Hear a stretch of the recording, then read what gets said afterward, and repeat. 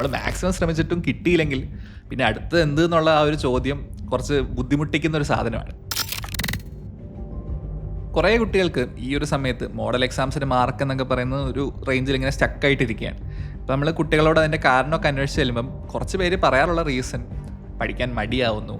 മുമ്പൊക്കെ ഒരു 6 മണിക്കൂർ ഉറങ്ങിക്കൊണ്ടിരുന്ന ആൾക്ക് ഇപ്പോൾ ഉറക്കം കൂടുതൽ സമയം ഉറങ്ങാൻ തോന്നുന്നു. ഒറ്റ നോട്ടത്തിൽ നമുക്ക് ആ കുട്ടി ഉഴപ്പുകയാണെന്നുള്ളൊരു ഫീലിംഗ് വരാം. ഈ പറഞ്ഞ കാര്യം നിങ്ങൾക്ക് ഇപ്പോൾ റിലേറ്റബിൾ ആണെങ്കിൽ it can be due to 2 reasons. ഒന്നാമത്തെ കാര്യം, നിങ്ങൾക്ക് നീറ്റ് എന്നുള്ള എക്സാമും അതുപോലെ ഡോക്ടറാണെന്നുള്ള ജനുവിന് ഒരു ആഗ്രഹം ഇല്ല. ബട്ട് അങ്ങനെ ഒരു കാറ്റഗറിയിലുള്ള ഒരാൾ ഇത്ര വരെ ഒന്നും വെയിറ്റ് ചെയ്യില്ല, ഇതിന് മുമ്പ് തന്നെ നിർത്തിപ്പോയാൽ. സെക്കൻഡ് റീസൺ ആണ് ഇവിടെ ഏറ്റവും കൂടുതൽ important, and that is fear of failure. നമുക്കൊരു വലിയ ലക്ഷ്യമുണ്ട്.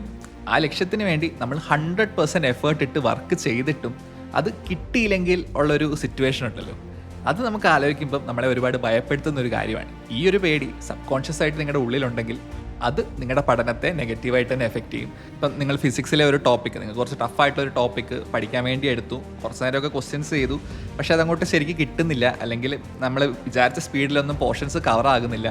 അത് കാണുമ്പോൾ ഈ പറഞ്ഞൊരു പേടിയും ഈ പറഞ്ഞ സെൽഫ് ഡൗട്ടൊക്കെ ഉള്ളിൽ വരുമ്പോഴേക്കും പിന്നീട് ബാക്കിയുള്ള സമയം അതങ്ങ് അടച്ചു വെച്ചിട്ട് പഠിക്കാതിരിക്കാനുള്ളൊരു ടെൻഡൻസി വരാം. കാരണം നമ്മൾ പഠിക്കാതിരുന്നിട്ടാണ് മാർക്ക് കുറയുന്നതെങ്കിൽ നമുക്ക് പറയാൻ കാരണമുണ്ടല്ലോ. This is something that happen subconsciously. ഇതിനുള്ള സൊല്യൂഷൻ എന്ന് പറയുന്നത് ശരിക്കും ഈ കാരണം റിയലൈസ് ചെയ്യാന്നുള്ളതേ ഉള്ളൂ. നീറ്റിന് പ്രിപ്പയർ ചെയ്യുന്ന ഒരാൾക്ക് ഫൈനൽ റിസൾട്ടിനെ കുറിച്ച് എന്തായാലും പേടി കാണും. അതിപ്പോൾ ഈ വർഷം ഫസ്റ്റ് റാങ്ക് കിട്ടാൻ പോകുന്ന ഒരാളുടെ മൈൻഡിലും ഇപ്പം ഒരു ചെറിയ പേടിയൊക്കെ ഉണ്ടാവും.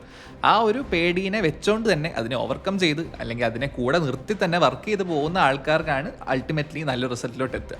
ഇപ്പോൾ ഡോപ്പയുടെ കാര്യം എടുത്താൽ പോലും നമുക്ക് കഴിഞ്ഞ വർഷം നല്ല റിസൾട്ട് ആയിരുന്നു, ബട്ട് ഈ വർഷം അതിനെക്കാട്ടും കുറഞ്ഞു പോയാലോ എന്നുള്ള ചിന്തയൊക്കെ നമ്മൾ ഇങ്ങനെ ഇടയ്ക്ക് സംസാരിക്കുമ്പോൾ വരാറുണ്ട്. അതും ഒരു തരത്തിൽ പറഞ്ഞൊരു ഫിയറാണ്. ഈ ഒരു ഫിയർ കഴിഞ്ഞ വർഷം ഇതേ സമയത്ത് തോന്നിയിട്ടുണ്ടാവും, അതുപോലെ അതിന് മുമ്പുള്ള വർഷം തോന്നിയിട്ടുണ്ടാവും, അതിന് മുമ്പുള്ള വർഷം തോന്നിയിട്ടുണ്ടാവും. ബേസിക്കലി ഈ ഒരു സെൽഫ് ഡൗട്ട് എന്നുള്ള കാര്യത്തിന് നമുക്ക് കംപ്ലീറ്റ് ആയിട്ട് പ്രിവെൻറ്റ് ചെയ്യാൻ പറ്റില്ല. അത് വളരെ നാച്ചുറൽ ആയിട്ടുള്ള കാര്യമാണ്. ഇതിന് ഒരുപാട് സിഗ്നിഫിക്കൻസ് കൊടുക്കാതെ നമ്മൾ വർക്ക് ചെയ്ത് മുമ്പോട്ട് പോകുക എന്നുള്ളത് മാത്രമാണ് നമ്മുടെ മുമ്പിലുള്ള സൊല്യൂഷൻ. ഓരോ ദിവസവും നിങ്ങൾ പഠിക്കുന്ന ഭാഗങ്ങളിൽ നിന്ന് ഒരു ചോദ്യമെങ്കിലും വരാനുള്ള നല്ല സാധ്യത ഉണ്ടെന്നുള്ള കാര്യം മനസ്സിലാക്കുക. ഇനി ബാക്കിയുള്ള സമയം കൊണ്ടും നിങ്ങളുടെ റിസൾട്ടിൽ ഒരു സിഗ്നിഫിക്കൻ്റ് ആയിട്ടുള്ള ഒരു ഗ്രോത്ത് വരുത്താൻ സാധിക്കും. അതിന് ആവശ്യമുള്ള വർക്ക് 100% ചെയ്യുക. ആ ഒരു പ്രോസസ്സിൽ ട്രസ്റ്റ് ചെയ്ത് മുമ്പോട്ട് പോകുക.